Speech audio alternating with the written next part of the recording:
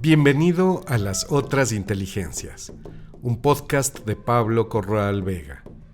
Soy artista, pensador interdisciplinario, fotoperiodista, abogado y sobre todo un curioso profesional. ¿Estamos solos en el universo? ¿Somos los únicos seres inteligentes? Las Otras Inteligencias es un podcast sobre la inteligencia en todas sus formas, humana, animal, vegetal, digital, y sobre los hilos profundos que nos conectan con la Tierra y el cosmos. Te invitamos a un viaje por el extraño territorio de la conciencia, la salud, la tecnología y el lenguaje, en busca de lo que nos hace humanos. La música original de este podcast fue creada por Sol Córdoba, Alyosha Barreiro, Nelson García, Alexis Zapata y Pablo Corral Vega.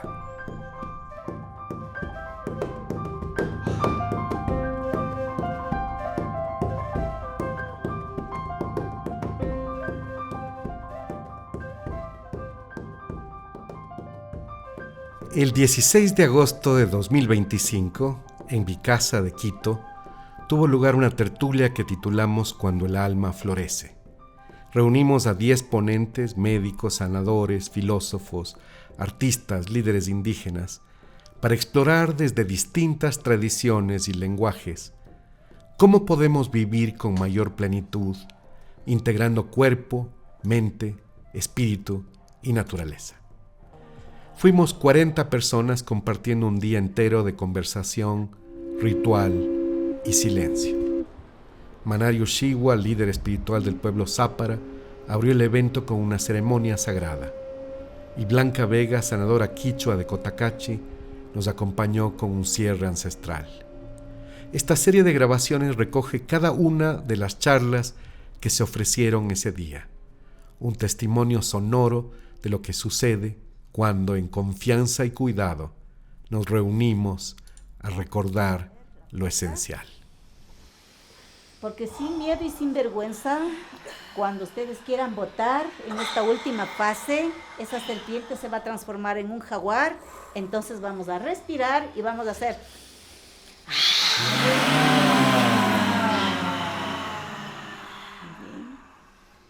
Sarankins paran stukuy necta parun huanca sisa kamay moroskumay. Samaima. A continuación, la charla que dio Adolfo Macías Huerta, que se llamó Nacidos en la Ciudad, el silenciado trauma colectivo y su reparación posible. Adolfo es psicoterapeuta individual y familiar con formación en terapia Gestalt y enfoque Hakomi.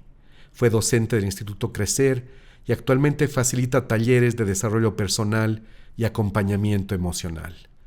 Además de su trabajo terapéutico, es un destacado escritor ecuatoriano, autor de novelas premiadas como Las Niñas, El Mitómano y Donde el Sol pierde su reino, publicadas por Seix Barral. Ok, buenas tardes, gracias, mi nombre es Adolfo Macías. Yo soy básicamente gestaltista, digamos, la técnica psicoterapéutica con la que trabajo. Soy tecnólogo en desarrollo personal, estudié desarrollo personal también en la Escuela Chilena de Desarrollo Personal y fui llegando a través de la Gestalt a una posterior visión que llegó, que se llamó Hakomi, de la Escuela Norteamericana de Ron Kurtz, y me quedé ahí, dije, bueno, esto es lo mío. Creo que es además como el que abrió el camino a la nueva psicoterapia europea y norteamericana, todo lo que es la somática, los diálogos con el niño herido, todo esto es lo que trajo Ron Kurtz, ¿no? Igual que la conciencia ampliada, la psicoterapia como un acompañamiento de una persona que en un estado de meditación y de presencia acompaña a una persona que sufra para que se conozca a sí mismo, ¿no? Fue un cambio, digamos, en el paradigma de la relación entre el terapeuta y ya no el paciente ni el cliente, sino y la persona que sufre, digamos, ¿no? Que es un poco la idea de sacarlo de este paradigma también de que es o un cliente que establece una relación conmigo, o un paciente, que es una persona que sufre de una enfermedad y que por lo tanto busca mi interpretación y mi aconsejamiento. Entonces como que se sale de ese paradigma y es más humilde, simplemente un ser humano en estado de paz y centramiento, acompañando a una persona que sufre para que se conozca a sí mismo, para que contacte consigo mismo y contacte sobre todo con esa parte de él que sufre. Es decir, se establece una diferencia entre la persona y su sufrimiento, y se atribuye este sufrimiento a una de sus partes, a una parte de su mundo interno. Y se establece esta dimensión en la cual la persona puede ser testigo de su mundo interno y encontrar allí adentro que hay seres que te habitan, por así decirlo, que eres como una casa con inquilinos, ¿no? Y que hay partes, ¿no? Subpersonalidades, cada una de las cuales es como un ser vivo que tiene su propia memoria emocional, su mentalidad, sus miedos y sus deseos propios, ¿no? Y somos habitados, y uno de estos seres puede venir y captar el yo. Entonces yo me identifico con esa parte, ¿no? Y luego se puede ir, puede venir otra parte y captar el yo, y entonces yo me identifico con esa parte y ya no pienso ni siento lo mismo que cuando estaba, por así decirlo, captado por la parte anterior, ¿no? Vamos siendo tomados así por estas subpersonalidades y núcleos internos, y los vamos conociendo. Entonces yo acompaño a las personas a conocerse a sí mismas, quiere decir a tener citas en su mundo interno con sus partes, a escucharles, a acogerles, entender sus sufrimientos, sus miedos, sus deseos, y luego pedirles permiso para hacerse cargo de sus propias vidas sin estar hacerse cargo ellos mismos de sus propias vidas, libres de estas captaciones, por así decirlo. Es una cosa que vamos a entender ahora mejor cuando les cuente un poco cuál es el primer paso que se da en esto, que es poder distinguir, ¿no? Que hay primero dos partes en el mundo interno que todos conocemos, que es, digamos, la parte vulnerable herida, es decir, que se identifica mucho con el niño, la niña herida, que son estas partes vulnerables heridas por abandono, por maltrato, abuso sexual, por rechazo, por descalificación, lo que sea, ¿no? Entonces tenemos ahí ya como en nuestro mundo interno este núcleo infantil herido que es portador, por así decirlo, de una herida emocional, ¿no? Y siempre que hay una parte que sufre, que es como que tiene la herida de un trauma, junto a esta parte siempre va a aparecer una parte protectora, ¿no? Como un guardián, ¿no? O sea, es una parte que trata de tomar el control del mundo y de la vida y de adaptarse de tal manera al mundo que la herida emocional no se abra, por así decirlo, ¿no? Digamos que hay una persona que tiene una parte protectora autosuficiente. Yo me encargo de todo, yo no confío en nadie, yo voy a vigilar que todo salga bien, yo hago las cosas por mi cuenta, yo me hago cargo de mi vida. Porque si me apoyo en alguien me va a fallar, porque ya me falló, porque tengo una parte herida que esperó del padre, por ejemplo, soporte cuando más lo necesitó, y mi padre me falló en lugares cruciales de mi vida. Y me resentí, me dolió tanto, que decidí que nunca más voy a esperar ayuda de nadie. Yo me bato solo. Entonces tengo la parte herida y la parte protectora autosuficiente, que es la que un poco estructura en principio la personalidad, ¿no? Entonces eso es más o menos lo que llamaba Fritz Perls la neurosis, ¿no? Son este par de seres que llevo adentro, ¿no? Mis partes heridas con las partes protectoras. Y estas partes protectoras asumen cargas tremendas, ¿no? Para protegerme a mí y que no se abra mi herida y para que no me inunde el dolor emocional, tomo el control desde estas partes protectoras y me armo una manera de ser que me dé seguridad, que me dé aplomo, que impida que esto suceda de nuevo. En el caso de esta persona del ejemplo es ser autosuficiente. Mientras soy autosuficiente, entonces no va a pasar de nuevo eso, no van a volver a fallarme. Y no voy a sufrir una desilusión terrible. Por lo tanto, yo me hago cargo de todo, yo me aseguro de que salga bien, no confío en nadie y vigilo. Y soy autoexigente.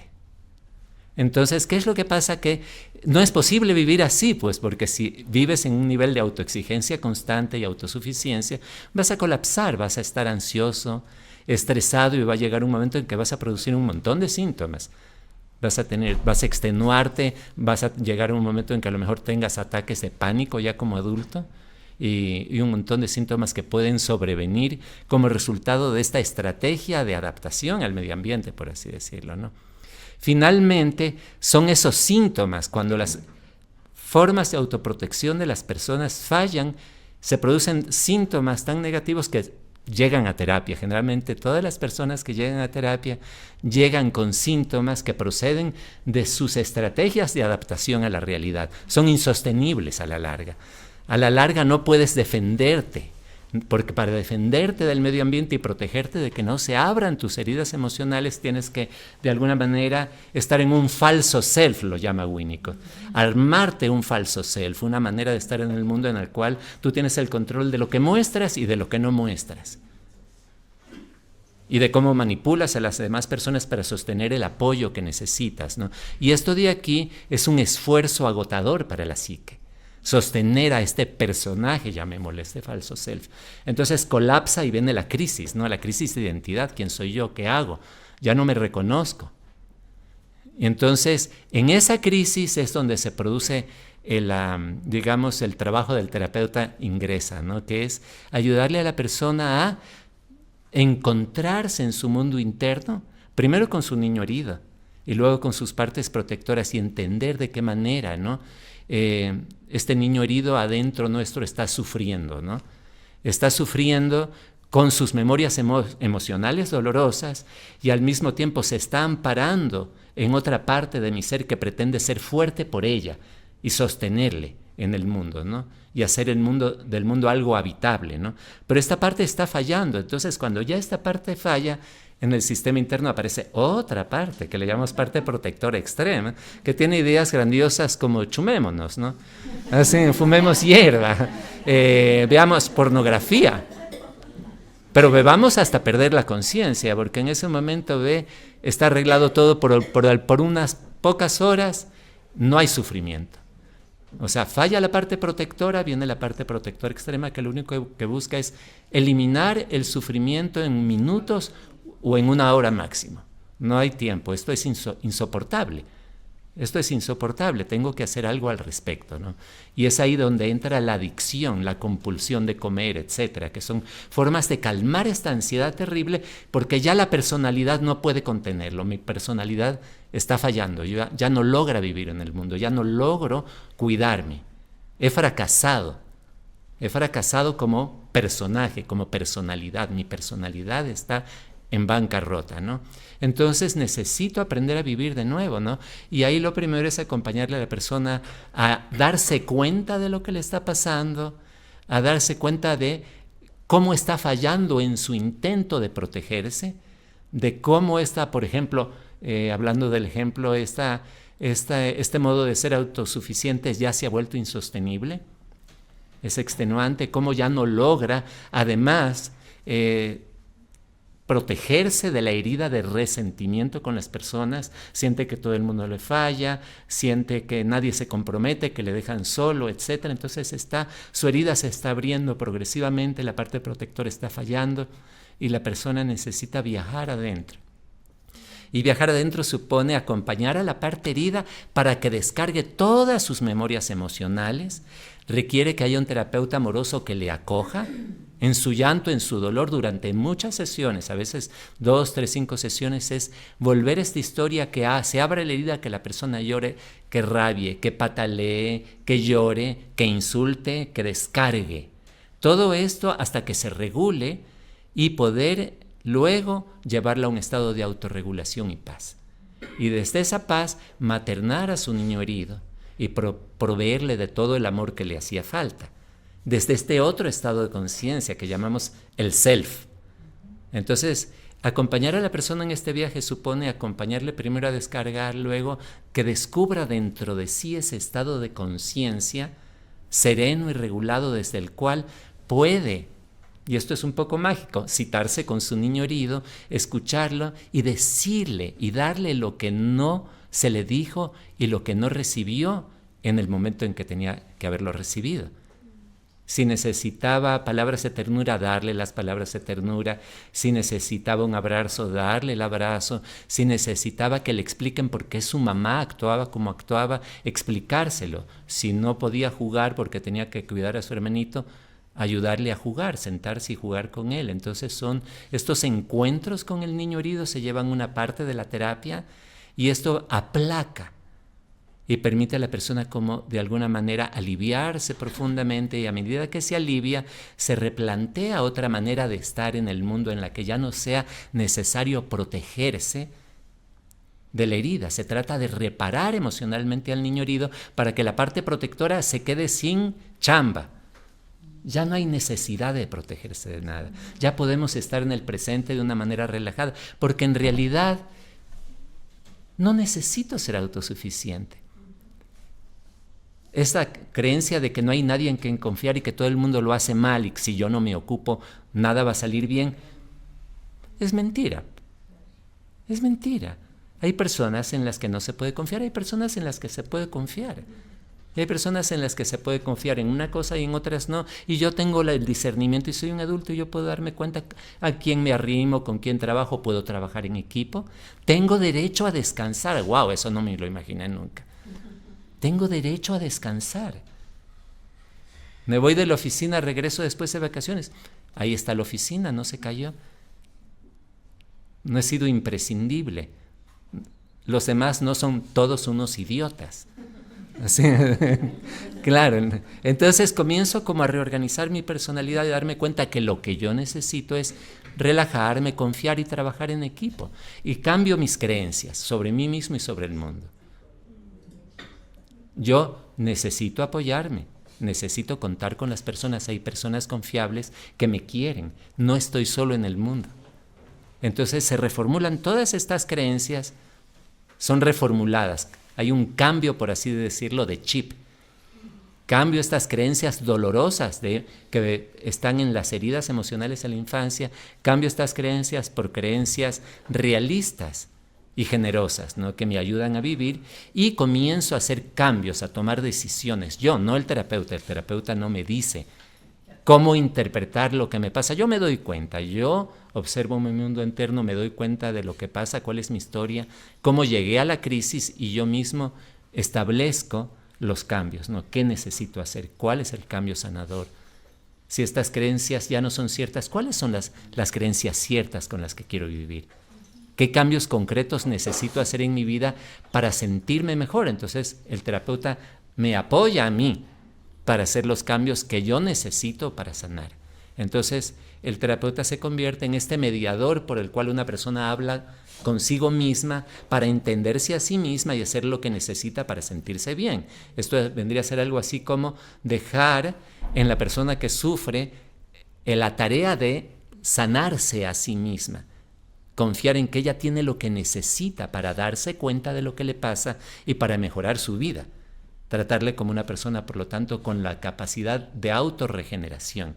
De manera que cualquier cambio es responsabilidad de ella misma. No está haciendo lo que yo le dije, porque eso establece una relación de poder en la que yo soy el sujeto del conocimiento y la otra es la persona que viene a consultarme y a hacer lo que yo le digo. Y a darse cuenta de lo que yo le digo que le pasa. Entonces se rompe esta relación de poder y acompañamos a la persona a ser sujeto de su propia autoobservación. Esto supone, claro, que haya un observador interno desapegado, un self. Y la persona no conoce qué es eso al principio. Pero al final de la terapia tiene muy claro qué es el self. Cuál es ese estado de conciencia desde el cual yo puedo observarme y citarme con estas partes de mi mundo interno, ¿no? Y entenderles y sanarlas. ¿Y sanarlas cómo? En un diálogo interno, ¿no? Trabajo mucho en ese sentido, en esas etapas con los ojos cerrados, ¿no? Y las personas visualizan estas partes internas y cuando les pido que las enfoquen y les digo que se queden en silencio y les doy 5 o 10 minutos y les pregunto, ¿qué te dijo? Saben perfectamente. Me dijo que tiene miedo a que si pierdo el control y las cosas salgan mal me vuelva a drogar y que es mejor no confiar, que estamos acelerando mucho la terapia, que es mejor darle un tiempo y mantener el control. Eso me dice mi parte defensiva. Anda ahora a la otra parte, a la parte vulnerable. Tómate un tiempo hasta que estés con ella, y cuando ya sepas qué dice la parte vulnerable sobre lo que acaba de decir la parte protectora, me lo cuentas. Y va y hace el viaje la persona adentro, y luego sale y reporta. Y cuando reporta, dice, qué increíble. Es como que hubiera un ser vivo ahí adentro. Solo basta que yo me acerque a él y le diga, hola, cuéntame qué pasa. Y si me quedo en silencio, me hace saber, como que hablara en telepatía, me dicen, como que solamente me informa. Hablando de la información, de que nos informa el sol. Acá es igual, como hablar con una planta, como una piedra, está hablando con seres que lo habitan. Y estos seres, en el momento en que está la persona en el self, en una serena presencia consigo mismo, le informan sus partes. Y luego, ya tomando en cuenta lo que las partes sienten, quieren, temen o desean, toma su decisión. La persona, ella misma, su espíritu, digamos, ¿no? Lo que es mejor para la totalidad de su ser, y parece más sabio y más sano en ese momento, ¿no? Y así la persona va retomando el rumbo un poco de su vida, ¿no? Entonces, todo este proceso finalmente es un proceso de liberación en el que la persona, digamos, deja de vivir el aquí y ahora de la experiencia presente como si fuera el allá y entonces de la experiencia traumática infantil, ¿no? Nos liberamos del pasado, dejamos de actualizar el pasado y soltamos esas estrategias defensivas. Y aprendemos cómo simplemente a fluir con el momento, a estar vivos y despiertos, para hacerlo en el momento lo que es natural y se siente mejor, ¿no? Hay una especie como de retornar a la confianza en el acto de estar vivo, soltar el control, ¿no? Básicamente el control es sufrimiento. Donde hay sufrimiento hay control. Y finalmente soltar el control asusta un poquito, porque eso es lo que nos ha permitido sobrevivir al maltrato, al abandono, lo que sea que nos haya tocado, ¿no? Entonces la persona poco a poco, digamos, se va soltando y se va sintiendo mejor. Y en ese momento como que ya su vida es más agradable y despierta la capacidad de soñar. Esa es una segunda parte, ¿no? Siempre un maestro que tenía en Chile, Patricio Varas, que era maravilloso este terapeuta, ¿no? Decía, una vez que llegas a la salud emocional, recién empieza la cosa, dice. Estar sano emocionalmente no es un objetivo, es un medio para estar vivo. Has hecho de tu vida algo habitable. Puedes fluir con el momento, estar en paz, sentirte bien. Estás en la puerta recién, ¿no? Porque ese bienestar te permite entonces ahora sí estar plenamente vivo. Eso quiere decir desarrollar tu potencial al máximo, porque hasta mientras tu energía y tu tiempo estaban secuestrados por el drama emocional, por el estrés, por el control, por el conflicto. Una vez que se arregla eso, toda esa energía queda libre y a disposición del self para vivir una vida auténtica. Y ahora, ¿qué es una vida auténtica para ti? O sea, ¿eres un auténtico creador? ¿Eres un bailarín? Baila, o sea, sé bailarín en la totalidad de tu ser. Ya tienes ahora más energía, estás más presente, estás más completamente presente en tu propio ser. Entonces tu danza va a ser una danza más hermosa, más bella. Toda tu creatividad va a fluir. Ahora comienzas a vivir. Ahora comienza lo que realmente importa. Bailar, crear, amar, pelear, luchar socialmente, construir cosas hermosas, hacer lo que cada uno haya venido a hacer a este mundo, por así decirlo. Entonces, ahí se entiende finalmente, para cerrar esto, la dialéctica que hay, ¿no? Que insiste eso mucho Fritz Perls, entre lugar seguro y aventura, ¿no? Dice, estar verdaderamente vivo es salir del lugar seguro. Solo estás completamente vivo cuando abandonas el lugar seguro. Pero para eso tienes que tener un lugar seguro, tienes que haber sanado. Cuando estás sano, creas el lugar seguro para poder abandonarlo, porque la verdadera vida está fuera del lugar seguro. Y por eso tienes que tomar riesgos y atreverte a vivir, ¿no? A mí me pasa, por ejemplo, mi aventura es una aventura creativa, ¿no? Es escribir novelas, ¿no? Pero yo no puedo tomar el control de esa tarea, ¿no? Para escribir una buena novela tienes que estar en un estado de trance. O sea, te metes y cuando te agarra la cosa es como que viniera una energía de adentro y en estado de trance no paras durante unos 15, 20 días de escribir. Es así, sale. no tienes idea de qué se trata lo que estás escribiendo, pero hay alguien dentro de ti que te dice. Es casi como que te dictaran las escenas, como que esa historia estuviera viva, sucediendo dentro de mí, y yo solamente tecleara, y viene, y esa es como la aventura creativa, ¿no? Pero me tengo que arriesgar. Si quiero tomar el control, se muere. No hay cómo tomar el control, hay solamente que entregarse, y eso es como la excitación de la aventura, ¿no? Pero se hablaba de esta relación, de esta tríada: excitación, aventura y crecimiento, ¿no?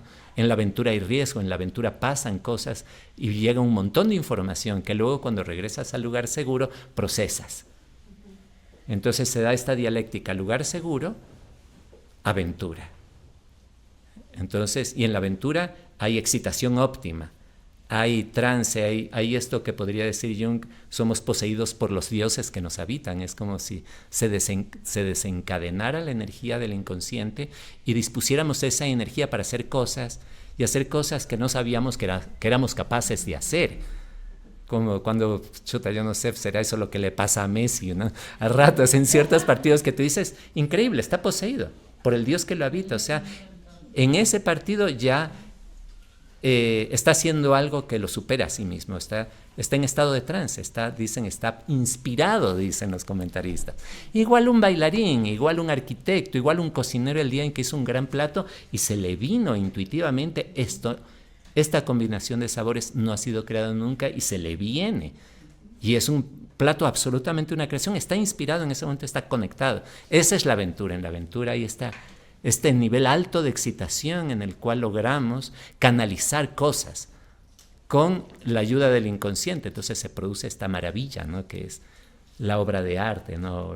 o la obra creativa, ¿no? Entonces un poco esto de aquí a mí me pasó que cuando yo hice mi proceso de sanación, escribí entre gallos y medianoche, y de vez en cuando para sobrevivir a mi infelicidad, ¿no? Pero una vez yo dije, el día en que yo me sane emocionalmente voy a dejar de escribir, porque eso me metieron en la cabeza.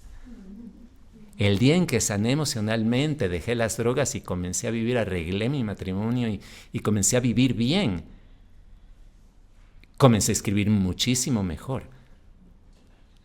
Pero así, o sea, fue un viaje en profundidad a la profundidad del arte. Todo lo contrario, ¿no? O sea, comencé a escribir a fondo y podía sostener estados creativos durante tiempos muy prolongados. Porque ya era como si el inconsciente me regalara su energía, me regalara ese estado creativo y podía ser prolongado. Entonces ahí me di cuenta de este tema, ¿no? Que yo ya había escuchado, ¿no? El rato en que sanas, en realidad dispones toda la energía que gastabas en ser neurótico, ahora dispones para estar vivo y hacer lo que verdaderamente amas y te hace sentir bien. Es como que sacaras dinero del banco e invirtieras, ¿no? Sacaras de aquí e invirtieras acá, ¿no? Hay una cantidad de energía que se va en sufrir, que es enorme. Cuando dejas de sufrir, esa energía es canalizada hacia el acto de estar vivo, ¿no? Entonces, este acto de estar vivo le llamamos el desarrollo personal. Este acto de sanar para recuperar tu energía, psicoterapia. Donde termina la psicoterapia comienza el desarrollo personal. Eso es básicamente, que es ahora lo que se llama psicología positiva también, en buena medida. Es cómo estar plenamente vivo. Ese es el asunto. Entonces, ese es básicamente como el tipo de trabajo que yo hago, es la visión o el marco teórico, algo así de lo que yo hago, ¿no? Eso es, gracias.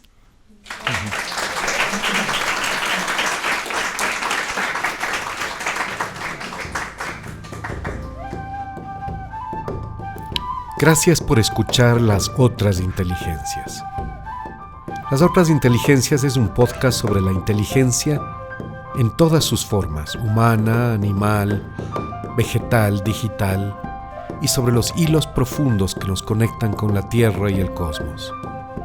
La música original de este podcast fue creada por Sol Córdoba, Alyosha Barreiro, Nelson García, Alexis Zapata y Pablo Corral Vega. Hasta un próximo episodio.